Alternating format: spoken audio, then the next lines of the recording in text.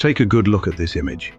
History books and sacred texts have described this man, King Nebuchadnezzar of Babylon, exactly like this. A madman who defied God, razed Jerusalem to the ground, lost his mind, and spent years eating grass like an animal. A monster. But what if I told you that most of these stories are one of history's greatest smear campaigns?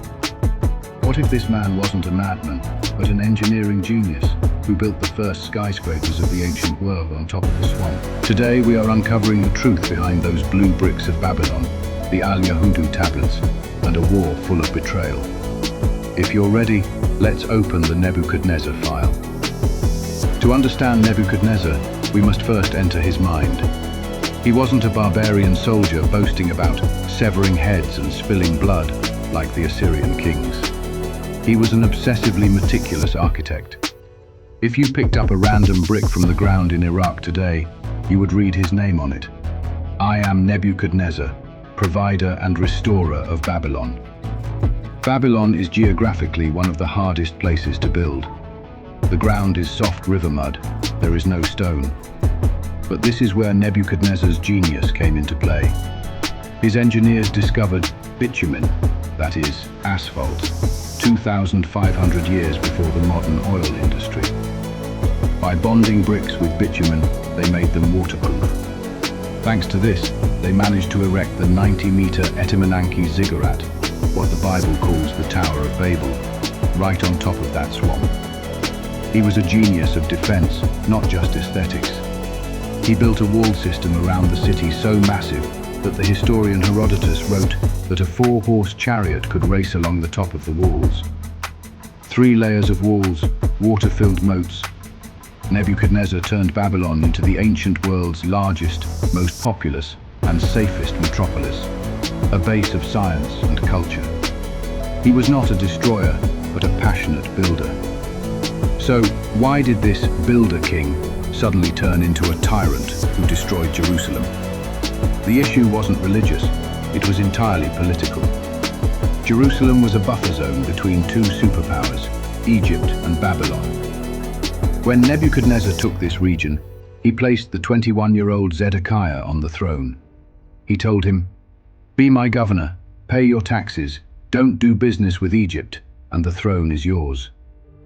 After an 18-month siege, Jerusalem fell. The temple was set on fire. King Zedekiah was captured while trying to escape and was brought before Nebuchadnezzar. And this is where one of history's most blood-curdling scenes took place. Nebuchadnezzar first had Zedekiah's sons executed.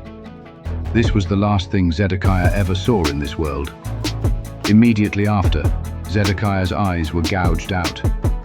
This might sound savage, but in Babylonian law, it was symbolic. Eyes that do not see the truth and loyalty have no need to see the light. The blind king was chained and taken to Babylon. Nebuchadnezzar had sent his message. I love to build, but I never forgive betrayal. History books describe what happened next as the Babylonian captivity and slavery. But archaeology says they are lying to us. The recently discovered Al-Yahudu tablets revealed the daily life of the Jews in exile. Nebuchadnezzar didn't chain them up and force them to carry stones. He brought Jerusalem's brain trust, merchants, bankers, and craftsmen, to Babylon. He gave them land and allowed them to trade. The Jews became so wealthy in Babylon that they established the Murashu dynasty, the first major banking family in history. In other words, this wasn't a genocide, but a forced resettlement of the elite. Let's get to the most popular rumor about Nebuchadnezzar: madness. The book of Daniel tells us that the king was struck down by his pride, expelled from the palace for 7 years, and ate grass like an ox. A dramatic story, right? But the Babylonian State Archives, the Babylonian Chronicles, say the exact opposite. The tablets record every single year of Nebuchadnezzar's 43-year reign.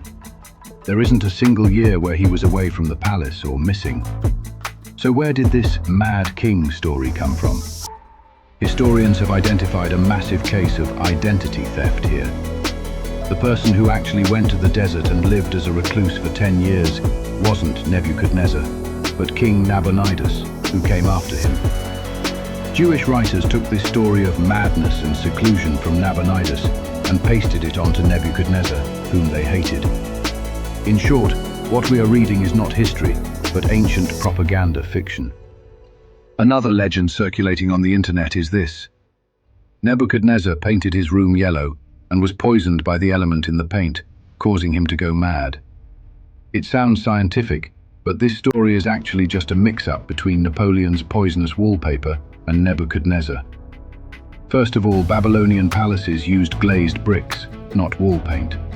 Second, although lead antimonate is toxic, it was baked in kilns at 1000 degrees and turned into glass. It was chemically impossible for it to release toxic fumes into the air. There never was a yellow room that caused the king to go mad. So how did this legendary king really die? Assassination? Poison? Divine punishment? Babylonian tablets give a very simple and clear answer: natural causes. According to records, Nebuchadnezzar passed away in his palace in Babylon in October 562 BC. He was about 80 years old. He took his last breath in peace in his bed, looking out over the magnificent city he built. We come to the biggest question. If Nebuchadnezzar was such a successful, rational, and even by his own standards, just king, why has he been known as a demon for thousands of years? The answer lies in a society's survival reflex. The temple in Jerusalem wasn't just a building, it was the center of the universe. When it was destroyed, the clergy needed a scapegoat. They drove him mad, they made him eat grass, they turned him into a monster. Because the best way to keep a nation together is to create a common and terrifying enemy. Today, when you look at the Ishtar Gate in Berlin, you don't see the delusions of a madman, but the aesthetics of a visionary. Nebuchadnezzar wasn't perfect, he was a harsh ruler. But that dark monster costume history tailored for him is definitely a few sizes too big. Who else do you think history has treated unfairly? Let's meet in the comments. In the next episode, we will open the file of Emperor Nero, who is said to have burned Rome. The truth will surprise you. Don't forget to subscribe.